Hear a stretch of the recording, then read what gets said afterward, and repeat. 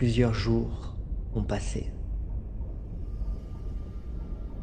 Vous êtes accommodé de cette situation nouvelle. Greta, Helga, vous êtes installés, le mot est un peu fort, dans les quartiers des officiers. Vous avez pu voir accrochés ici et là les photos de leurs proches, les livres qu'ils pouvaient lire, ceux qu'ils n'ont pas récupérés tandis qu'ils vous ont cédé la place pour se rendre ailleurs. Vous n'avez pas véritablement visité l'ensemble du U26. Le son mécanique, ce bourdonnement, a remplacé celui des vagues en surface durant ces jours d'errance à bord de votre canot. Richter,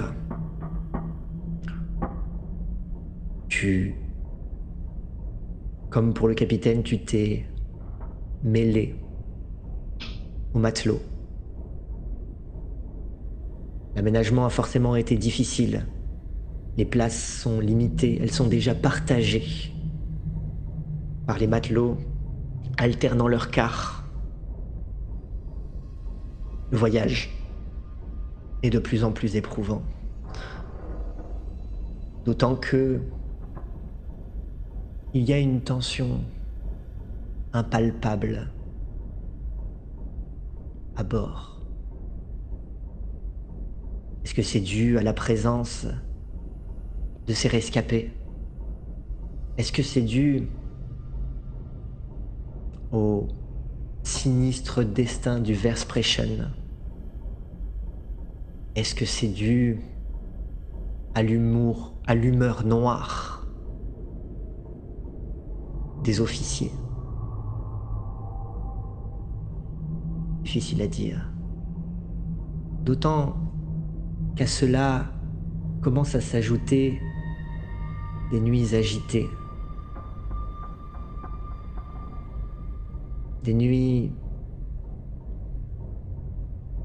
durant lesquelles vous ne récupérez pas complètement. Il faut penser vos esprits errent à des divagations sinistres.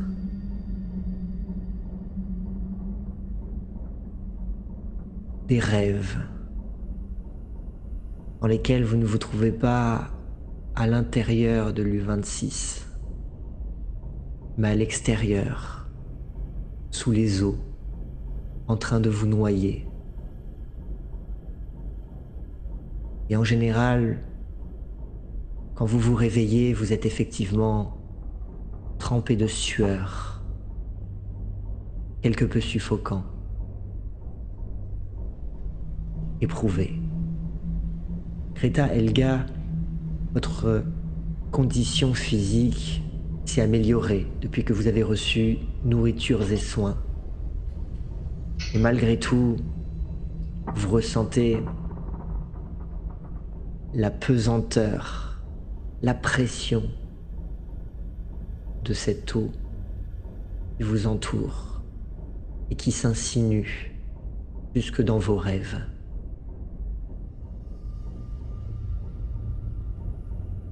Que faites-vous?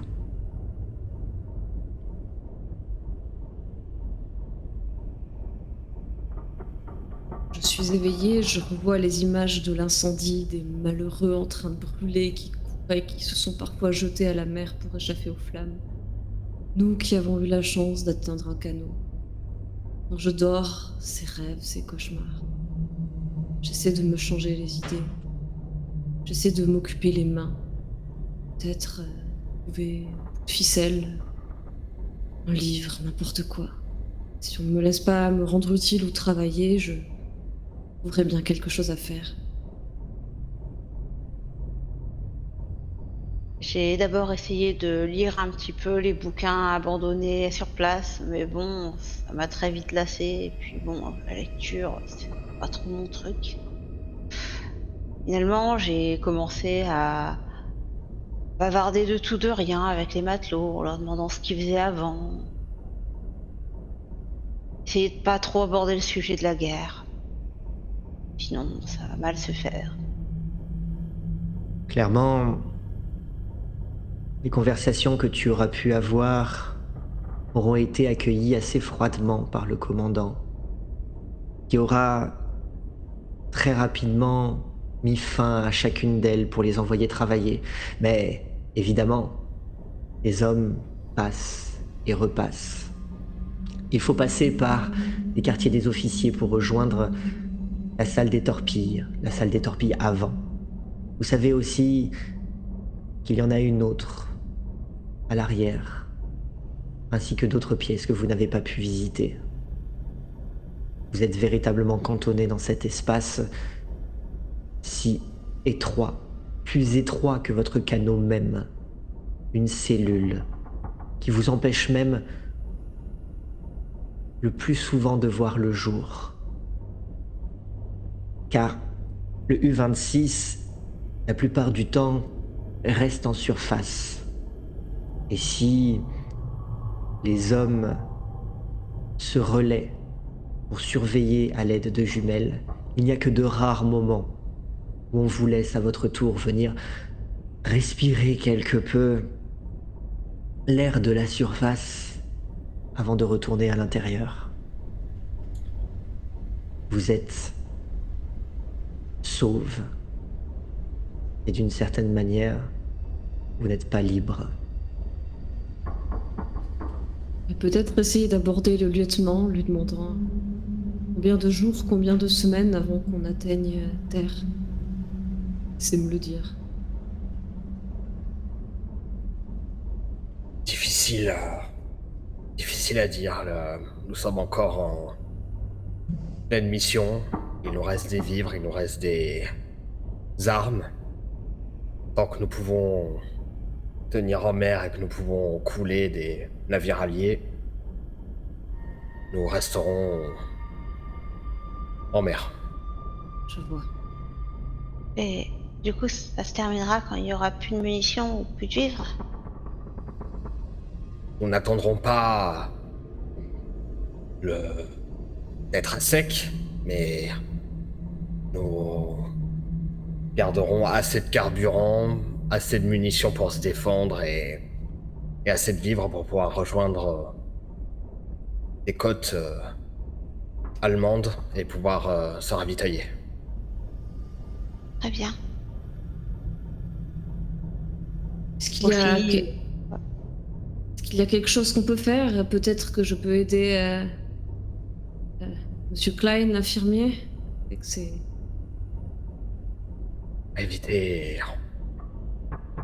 Éviter de distraire les membres d'équipage et surtout une fois que l'ordre de bataille est lancé et que nous plongeons, vous ne devez prononcer plus aucun mot à bord de l'U-26. ouais, Et oui. quand ça plonge, ces batailles, en général, ça dure combien de temps? Des heures, des jours? Nous ne pouvons pas rester très longtemps sous l'eau.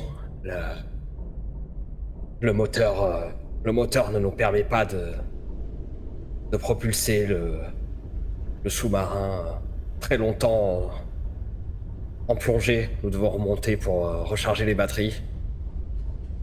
Nous devons être efficaces et précis pour pouvoir couler le navire ennemi.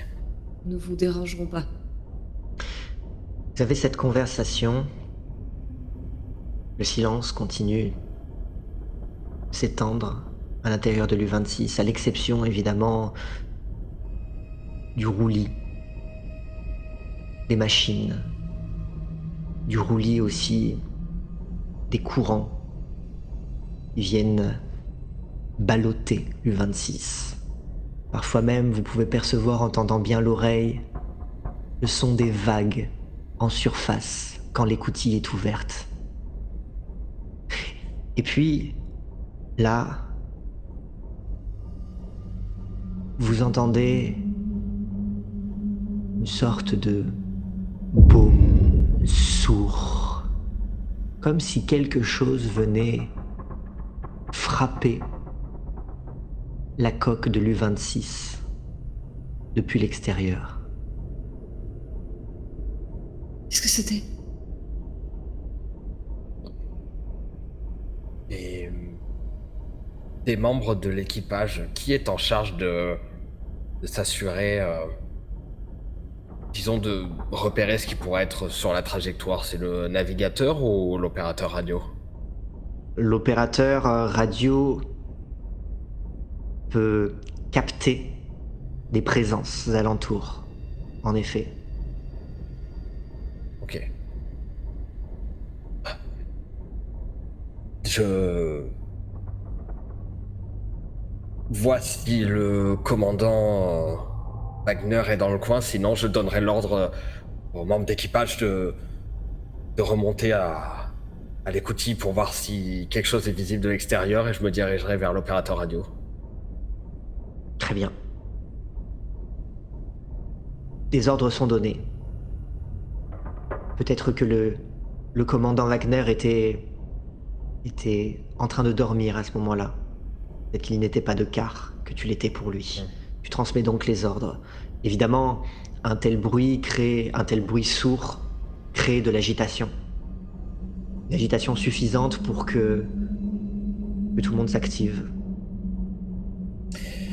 J'attraperai peut-être le chef mécanicien s'il se dirige vers le lieu de l'impact pour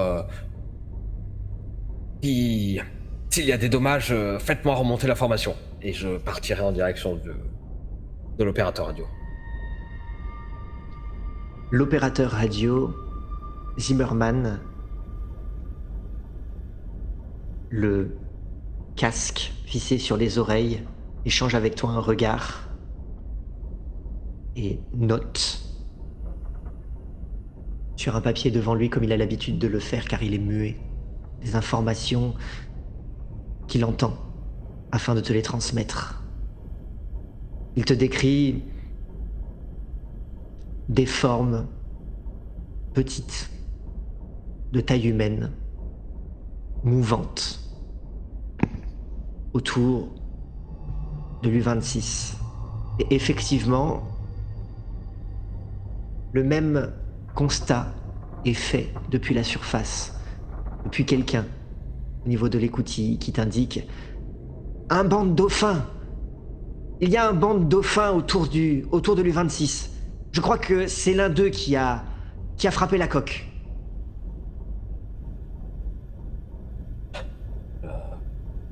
Souffle un instant. Donc la cause du choc est explicable. Bien. Je resterai cependant avec l'opérateur Zimmerman en lui demandant peux-tu me ressortir les transmissions de la dernière attaque, souhaite les analyser. Je sors effectivement les dernières transmissions. Pendant que tu les consultes, le chef mécanicien, Klaus Hoffmann, t'indique qu'il n'y a pas le moindre dégât. En tout cas, pas à l'intérieur. Le coup n'était pas violent. Et si tout porte à croire qu'il s'agit simplement d'un dauphin qui a heurté la coque, il n'y a pas de raison de s'alerter. Évidemment, il faudrait pouvoir faire une sortie à l'extérieur de l'U-26 pour pouvoir s'en assurer. En l'état, ce n'est pas possible. Tu étudies les informations, les signaux.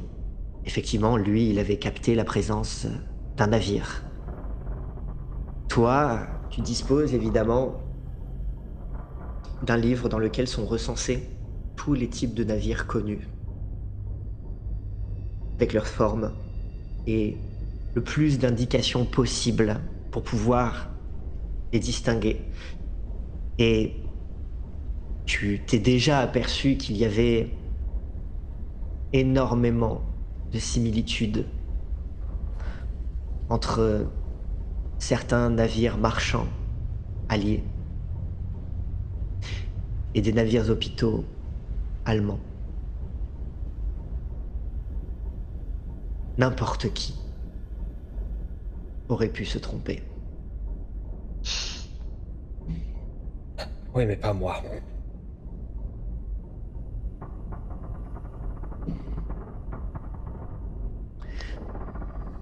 Pendant ce temps-là, Mais pendant ce temps-là, j'aurais tordu l'oreille, peut-être demandé à un matelot qui passe, qu'est-ce qui se passe?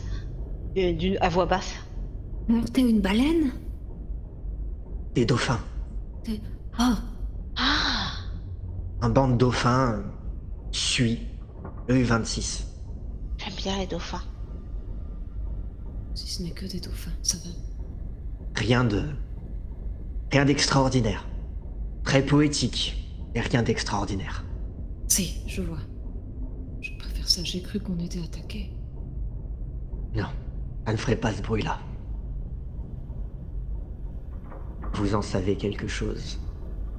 Quand un navire explose, les conséquences sont dramatiques et le son est si assourdissant qu'il en devient étourdissant. La raison pour laquelle vos souvenirs de tous ces événements sont vagues, flous, jusqu'à ce que vous repreniez véritablement conscience à l'intérieur de ces canaux.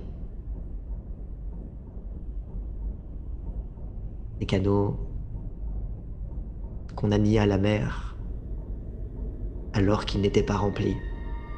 Un mouvement de panique. Et puis il y a eu la tempête qui par la suite a eu raison de bien d'autres des rescapés. Vous êtes les seuls à avoir réussi à tenir 2 jours, 2 longs jours et 2 nuits avant d'être sauvés.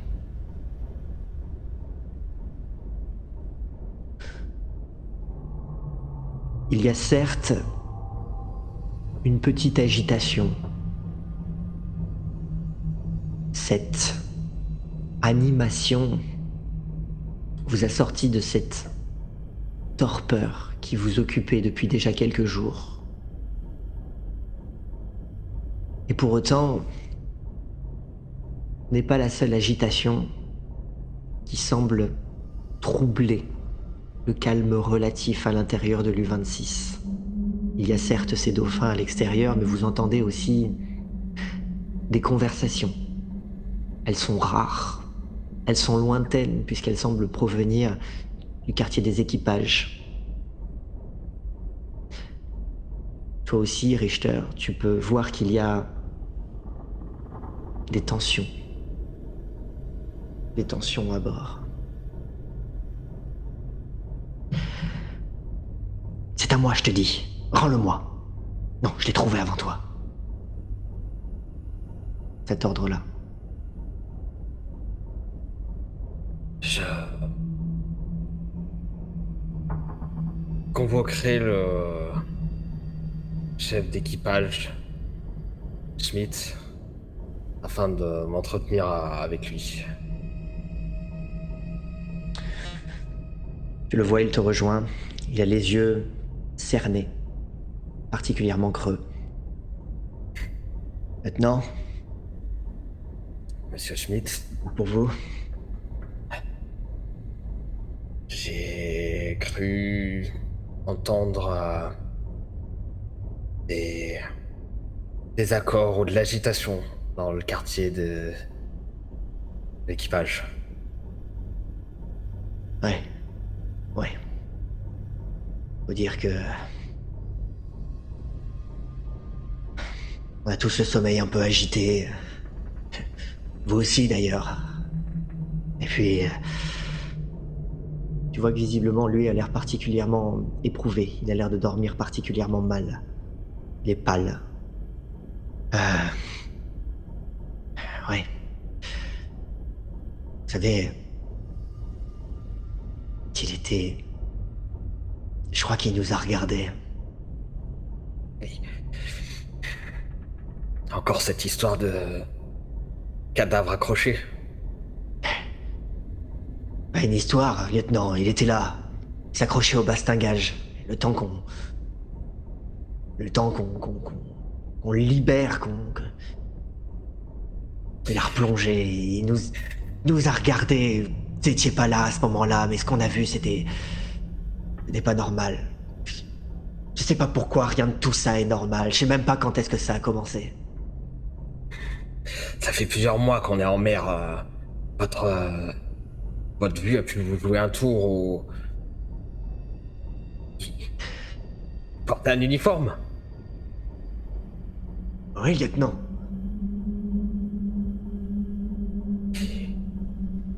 Quel type d'uniforme?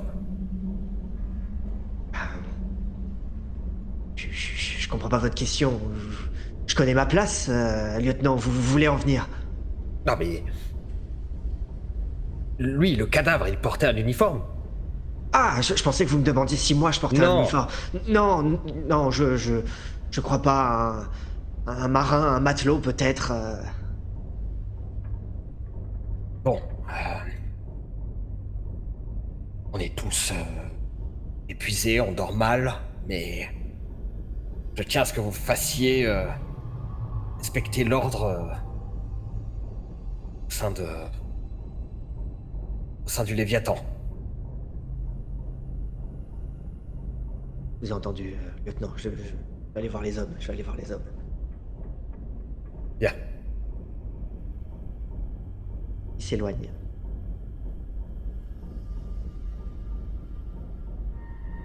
Helga?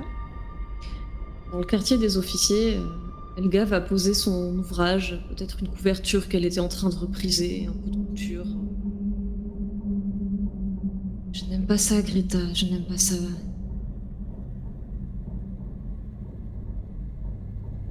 Tension, c'est cauchemar, c'est... J'ai l'impression d'être à nouveau à bord du Versprechen. Greta était assise sur sa couchette, à ne rien faire, en se dandinant, l'air impatiente, l'air d'avoir envie de se lever, de ne pas oser le faire, d'avoir envie de bouger. Oui, j'espère qu'on viendra vite à terre, c'est pas possible. Comment ils font pour passer autant de temps dans un si petit lieu? On entend à peine les vagues. Au moins, sur le Versprechen, on pouvait marcher un peu, aller sur le pont. Ici, enfermé, c'est un miracle qu'ils ne deviennent pas tous fous. J'aurais jamais dû m'engager. Trop tard. On doit s'estimer heureuse, on a été sauvés. Il faut tenir jusqu'à ce qu'on gagne les côtes. Finisse leur mission et qu'on rentre. Et je n'aime pas ça. L'histoire, c'est... Pourquoi vous êtes engagé, vous? Tout ce que je pouvais faire. Tout ce que je pouvais faire, cette On guerre. a tous le choix. Oui, et c'était mon choix de m'engager, d'aider comme je pouvais. Les hommes partent à la guerre et moi, je suis partie soigner les blessés, en sorte que ceux qui ne meurent pas dans les tranchées puissent survivre. C'est avec des soins, sauver ce qui peut l'être. Là, ils sont tous morts. Je crois que c'était... Vous croyez que c'était vraiment le bateau qui a explosé ou... Je ne crois rien, Greta, je ne sais pas. Je n'aime simplement pas ce qui se passe ici. Ça me rappelle trop les Ouais, jours ils sont qui ont tous précédé inquiets. l'explosion. Mes patients étaient comme ça, ils commençaient à faire des cauchemars. Ils sont mailles agitées, ils avaient tous l'air anxieux. Parfois l'espoir disparaît, mais comparé à ici, le Versprechen, c'était à l'air libre, on était protégés, on n'avait pas de raison. J'ai écarté leurs craintes à l'époque et... mauvais pressentiment. Tes mots semblent prophétiques puisque des voix s'élèvent à nouveau. On est en train de se battre à l'avant. À l'arrière plutôt. Richter, tu entends aussi que peu après avoir transmis tes ordres, tu entends des voix s'élever, des cris. Je me précipite dans cette direction, dans la direction des cris. Peut-être une main sur mon arme de service. Effectivement, tu peux voir que des hommes sont en train de se battre. Et le commandant Wagner tient par le col le chef d'équipage, Karl Schmidt. Et les voix sont assez élevées, confuses. Entre ceux qui semblent se battre pour quelque chose que l'un tient dans une main et le commandant et le chef d'équipage, le commandant qui semble demander des comptes au chef d'équipage et le chef d'équipage qui semble à bout de nerfs. Le commandant lui aussi tient son arme. Du coup, c'est des membres d'équipage qui se battent et à côté, il y a aussi le commandant et Oui. Et deux officiers le commandant, le capitaine, qui tient par le col un officier qui lui est inférieur. Et deux matelots qui se battent. Si je peux passer à côté, dépasser le commandant et le chef d'équipage, je le ferai pour attraper l'un des deux matelots et élever la loi. Je vous ordonne de vous arrêter tout de suite ou c'est la cour martiale. Tu vois que ta voix résonne par-dessus les cris et les invectives, résonne jusqu'à vous, Greta et Helga. Vous entendez ces mots résonner, cour martiale. Quelque chose ne va véritablement pas à l'intérieur du U26 et vous êtes là, assis sur vos couchettes, à attendre Justement, que... je suis debout. Je suis debout et je suis en train de me diriger vers les voies en essayant de faire le moindre de bruit possible juste pour voir, pour jeter un œil, pour savoir ce qui se passe. C'est pas possible de rester immobile comme ça. Helga va se lever aussi et tendre l'oreille. Elle n'aime vraiment pas ce qui est en train de se passer. Pour ce que vous pouvez voir, pour ce que vous pouvez entendre, Richter, toi tu traverses, tu sépares les deux hommes et tu vois que entre eux tombe une sorte de petite effigie, pâle, une sorte de pierre taillée.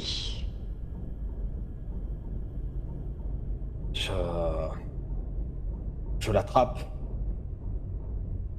En maintenant les deux hommes en respect.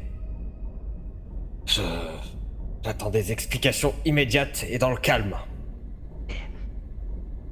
C'est moi, je l'ai trouvé sur le cadavre. Et vous n'avez pas informé vos supérieurs de... C'est une babiole. Tu vois que tu tiens dans ta main une effigie taillée. Ce n'est pas en pierre. Ça a l'air d'être peut-être en ivoire, peut-être même en os. Ça représente un visage. Difficile de pouvoir dire s'il s'agit du visage d'un homme ou d'une femme.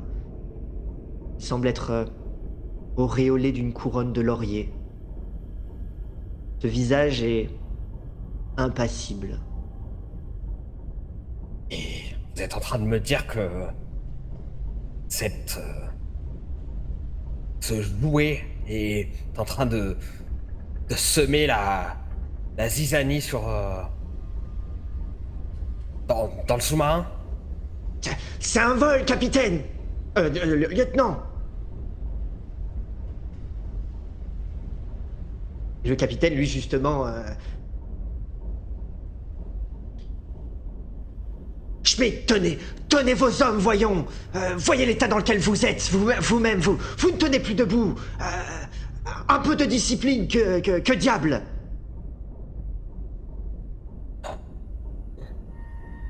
Bien. pour avoir troublé l'ordre à bord, vous aurez une sanction, et vous aussi pour avoir tenté de voler cette babiole à l'un de vos camarades. Greta, Elga, vous avez tout lieu de voir ou entendre cette conversation. Du coup, j'ai les yeux fixés sur le lieutenant. Regarde cette espèce de babiole, ça me paraît surréaliste. Et je peux pas m'en empêcher. C'est à moi? Personne vous a autorisé à parler ici. Ça, c'est à vous, Greta? Mais c'est à moi! Elle ment, on l'a trouvée sur le cadavre. Non, c'est ma mère qui me l'avait donné. Expliquez-vous, Greta, qu'est-ce que c'est que cette... Vous savez ce qu'est cet objet? Oui, c'est mon porte-bonheur. C'est ma mère qui me l'avait donné. Bien, et vous l'aviez perdu sur le Vershpreshen? Pourquoi c'était un cadavre qu'il avait en sa possession? Je sais pas, on me l'avait volé. On me l'avait volé sur le Vershpreshen. Mais c'est à moi! Une voix résonne depuis la salle des commandements. Salle des commandes. Capitaine! Alerte! Un navire destroyer!